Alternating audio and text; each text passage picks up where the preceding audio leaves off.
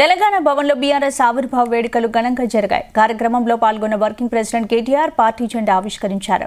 తెలంగాణ తల్లి విగ్రహానికి పూలమాల వేశారు. అంబేద్కర్ తత్వాన్ని పూర్తి స్థాయిలో అనుసరిస్తున్న పార్టీ బీఆర్ఎస్ అని కేటీఆర్ తెలిపారు.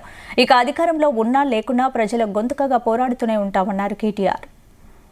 నడుస్తున్న పార్టీ భారత రాష్ట్ర సమితి ఒక ప్రజాస్వామిక పందాలో లక్షల సంఖ్యలో ఎక్కడికక్కడ ప్రజల్ని సమీకరిస్తూ వారికి ఏ సమస్య వచ్చినా పోరాడుతూ ప్రజాస్వామ్యంలో ప్రజల యొక్క ఆలోచన విధానాన్ని ప్రతిబింబిస్తూ ముందుకు పోతా ఉన్నాం.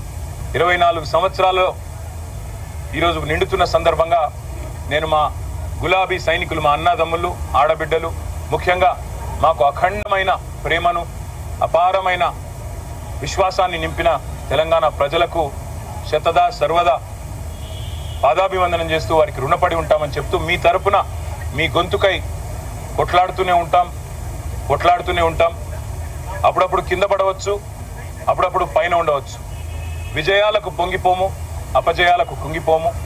ఎవరు ఎన్ని మాటలు చెప్పినా, ఎవరు ఎన్ని రకాలుగా మరి ఇవాళ మమ్మల్ని కించపరిచే ప్రయత్నం చేసినా ఒకటి వాస్తవం, తెలంగాణ కంటూ ఒక గొంతు ఉండడం అనేది తప్పకుండా అవసరం.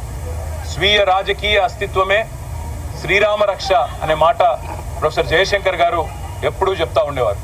ఇవాళ తెలంగాణ కంటూ ఉన్న ఇంటి పార్టీ, తెలంగాణ కంటూ ఉన్న ఒక గొంతుక ఇవాళ కేసీఆర్, బీఆర్ఎస్.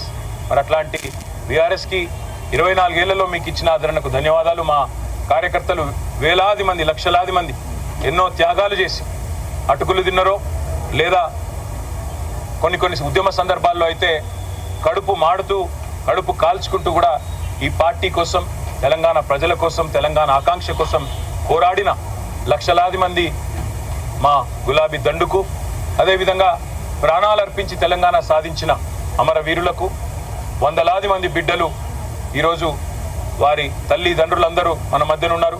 వారికి పేరు పేరున మాకు 24 ఏళ్ల ప్రస్థానంలో సహకరించిన ప్రతి ఒక్కరికి రుణపడి ఉంటాం. ప్రతి ఒక్కరికి కూడా మళ్ళీ మీరు చూపిన బాటలో మా నాయకుడు కేసీఆర్ గారు ఏ ఆశయంతోనైతే ప్రజలు కేంద్ర బిందువుగా, ప్రజల సమస్యల పరిష్కారమే ప్రధాన ఇతివృత్తంగా కదలాలనే ఒక స్ఫూర్తిదాయక సందేశం ఇచ్చినారో వారి ఆశయాలకు అనుగుణంగా, వారి ఆకాంక్షలకు అనుగుణంగా ముందుకు పోతాం, పునరంకితం అవుతాం తెలంగాణ ప్రజాసేవకు అని చెప్పి ప్రజలను ఏకీకృతం చేసి వారి సమస్యల పట్ల పోరాడుతూ డాక్టర్ బాబాసాహెబ్ బిఆర్ అంబేద్కర్ చెప్పినట్టు బోధించు,